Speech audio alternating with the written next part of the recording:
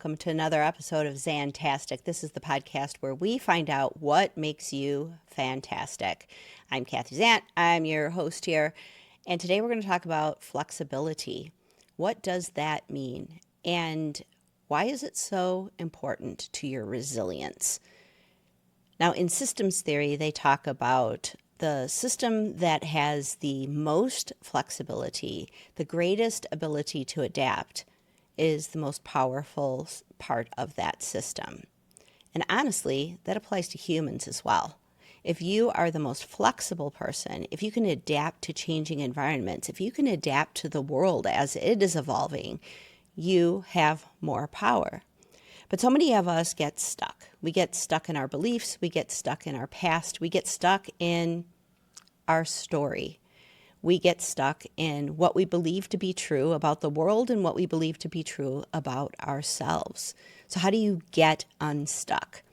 Well, the truth of the reality is none of us are stuck. All of us are extremely adaptable.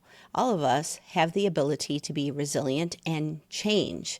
But when you're stuck in a story, it feels like that flexibility is just not there. It's not a resource that is available to you. So how do you get unstuck? Now, you can be stuck in anything. You could be stuck in something that's completely unconscious. You could be stuck in something that you inherited from childhood that was a behavior that was really helpful to you when you were a little kid. Mom and dad are fighting, and you realize that if you do something bad maybe, then they stop fighting and all of the attention is on you instead. And at least they're not fighting anymore. You might take that unconscious behavior and it worked at one point. It kept you safe. It solved a problem of stopping mom and dad fighting, but it doesn't necessarily serve you as an adult. But your unconscious doesn't know that. It worked. It worked once. Remember, we have this memory within us, this story within us where it worked. But causing trouble or doing something bad, doing something rebellious, doesn't necessarily serve you in the workplace. It doesn't necessarily serve you in your intimate relationships, and it certainly doesn't serve you when you're dealing with your children and you have to be the model of an upstanding citizen. Where does it work? Or is it just causing problems? Now, a lot of times we are not aware of these unconscious stories that we carry forward from our childhood into our adulthood. They operate in the background and we don't understand why we're doing something, why we're acting out in a certain way, or why we're hitting the cookies as a way to deal with our stress. I've done that a few times. Must have worked at some point in my life, but doesn't necessarily work now. So I had to adapt. I had to be resilient. I had to adapt to who I am now and the goals that I have. I had to do my inner work. I had to clear some unconscious beliefs in order that I could have more flexibility and freedom. Now, a lot of times we have these unconscious patterns that are operating in our lives, and it just causes pain and frustration. The more we do it, the more pain and frustration we have. And we might blame things outside of us for our reasons. Well, of course I'm under stress. Of course I'm going to hit the cookies. I don't have any other vices. We might tell ourselves an additional story to just cover up what's going on unconsciously with us. Or we can really turn our attention inward and understand ourselves. Or we can do some work to really think about what happens if we continue acting out in this way. What is this belief? Do I have a belief that cookies calm me down? Well, I've shown myself that 1,000 times. I know that it's true. But maybe I have more flexibility and freedom to choose something else to calm myself down. What other options do I have available, and what's true? Are cookies the only way to calm down frayed nerves? Of course not. There's tons of other things. But sometimes we feel like we only have two choices or maybe one choice. We think that there's only one way to do things when really we have so many different ways. So what can you do? Well, first of all, it's important to identify the belief that is operating in your life. What is that belief? You can write that down right now if you want. What's the belief? And then identify what you want to be true. Maybe it's that I want to be able to calm myself down using healthy methods. I want to be able to communicate with my children in a way that is supportive of them. I want to be able to just show up as myself and have everything be okay. How can you do that? By identifying the negative belief that has been operating in your life, typically you find that the opposite is really the truth. So many people have an underlying belief that I'm not good enough or other people are better than me. And they stop themselves so many times from doing things that they might find success with because they have that underlying belief that they're not good enough. I'm too young. I'm too old. I'm too much of a woman. I'm too much of a man. And we have this belief that is the bedrock of our behavior. But what if the opposite was true? So whatever you wrote down that you think is your unconscious belief that might be operating, write down the exact opposite. Maybe it's that I don't need anything to calm me down because my inner core, my inner self, is perfectly calm.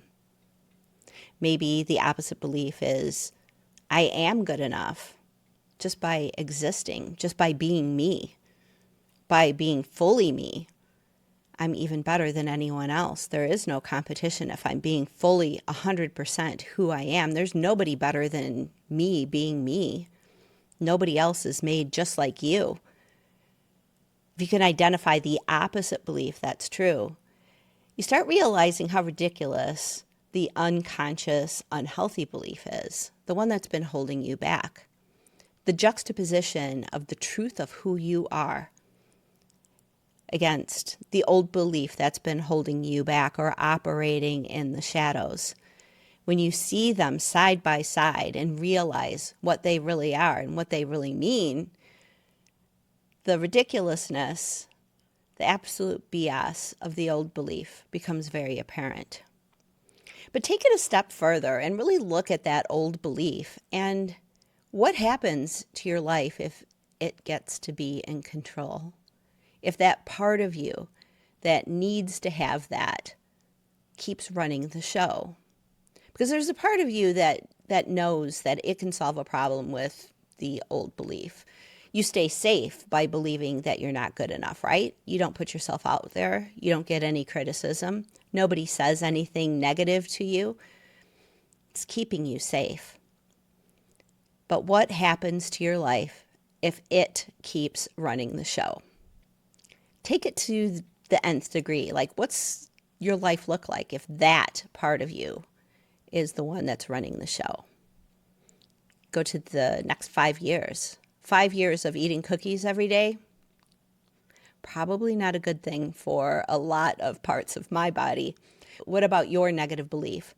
If it keeps running the show instead of you, what happens? You can see the actual consequences of long-term behavior. And you can imagine what happens to your relationships, what happens to your body, what happens to your health, what happens to your finances, what happens to your life if you allow it to run. Feel that kind of pain. And when you can see like, that's not what I want, you now have some motivation. We are much more motivated as human beings to run away from the stick rather than chase the carrot. The negative consequences of our behavior and our beliefs are much more painful, and pain teaches us more. But sometimes we have to go a little bit deeper and really understand the pain that we're causing ourselves and others in our lives in order to fully understand what's going on. By bringing it out of the unconscious and putting it down on paper and really like seeing what's happening in your life because these beliefs have been running the show, it gives it more weight, it gives it more clarity. You can really see how the ridiculous belief that you don't need anymore, that is hurting you, can hurt you further. And that future pain, when you get associated with it and you really feel it and you really see it and you really understand it, That is some big motivation. So what are you going to do to change? You move into the new belief. You look at that new belief and you give it strength. Now we start associating with that. We have the pain associated with the negative belief, the negative behavior, the negative thing that we don't want anymore. Now let's imagine what happens if we adopt the complete opposite. I am good enough. There's no one like me. If I am 100% myself, there is no competition because there's no one just like me. Can you feel that? What does that look like when you go into the future and you start imagining what that could be? Start painting the picture. Close your eyes and really see what that looks like in your future. What needs to happen in order for that to be true? Does your identity change? Does your entire concept of who you really are start to shift?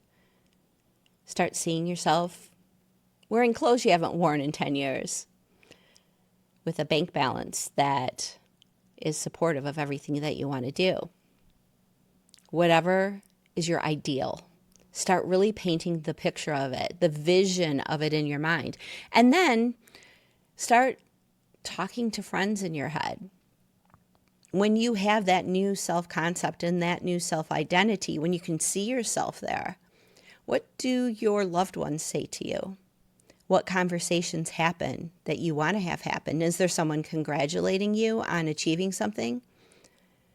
Maybe you have a heartfelt conversation with a loved one.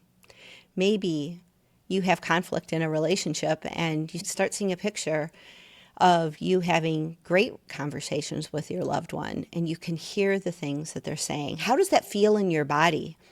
When you can combine the visual picture, have a conversation with, what you hear, and then feel it in your body of how good that feels, you start associating all of your senses around that new belief and what it means to you in your life. That old belief is going to start falling away because we see the negatives associated with it. If we just wake up to it, it just takes a little bit of effort to really start imagining what life looks like if we keep going down the old path versus what life could look like if we start to choose that new self-concept. And what does that new self-concept believe? What does that new self-concept look like? What do people say to that new person that you're becoming? And what does it feel like in your body? Like you feel empowered. Maybe your shoulders go back a little more. Maybe your chest opens up a little bit. Maybe you start feeling those warm feelings of safety, security, maybe even a little excitement in your body. When you can put all of those things together and bring them together, you start finding your freedom. And you start finding your resilience. You start finding your flexibility. You start finding your adaptability in a situation. Because that's what it's all about. It's about just waking up to the options that you have available to you. A lot of times we believe that we only have one choice, or we only have two choices. It's an either or type of thing. And many of us see those scales as completely balanced. Sometimes it's like two choices, I can't decide between them. Or sometimes people are so non-resilient that they only see that there's one choice. There's only cookies. That's the only thing. There's only a cigarette. There's only a drink. Whatever it is, that's it. That's the only choice I have. But when we start seeing that we have not only more choices in the behaviors that we can choose, but the beliefs that are underlying them and how those operate within us, we find our power. We find our resilience. We find our flexibility so that we can make better choices in our lives. Now, if all of this seems like a little too much or too complicated, I coach doing this. I am opening that up if you are interested in that kind of shift. If you're looking to get rid of old beliefs and shift into new beliefs and you want somebody to help you walk through this, That is what I do. It's what I'm good at. It's what I learned from my husband 18 years ago, watching him work, and over 18 years of watching him, well, 15, because, the stroke, he hasn't really done it in the past 3.5 years. I decided to go get NLP certified, and I've been practicing, because you can't just get NLP certified and like, oh, I've got this piece of paper and it says I know what I'm talking about. No, you have to practice it. So I have been practicing it, and I am astounded at how quickly this stuff changes people, how quickly people get shifts. And there's tons of different processes that can help you go from like negative beliefs into positive beliefs and really solidify that in your unconscious. They're very simple processes, but it's something that I can help you with. And if you're interested in doing that kind of work, I've got a link down below. I would be happy to walk you through that. Until then, you can do this yourself. The great thing about being NLP certified is your first client is always yourself. Your first client is working on you and providing those inner resources so that when you're faced with a problem that seems like it's overwhelming, it seems like it is running the show and you're not, that you can realize you are the one that gets to decide how things are going to move forward. You are never stuck. You're only stuck if you believe you are. But there are processes and there are tools available to help get you unstuck, and I am here to share them with you. So thanks for watching. Next week, I've got a guest coming on, somebody who I find to just be incredibly intelligent, aware. We're going to talk about parenting, because what job is more important than bringing new, responsible, brilliant, and service-oriented people into the world. And so I am so excited to bring that interview to you. So subscribe down below, and we will see you next time. Thanks for being here.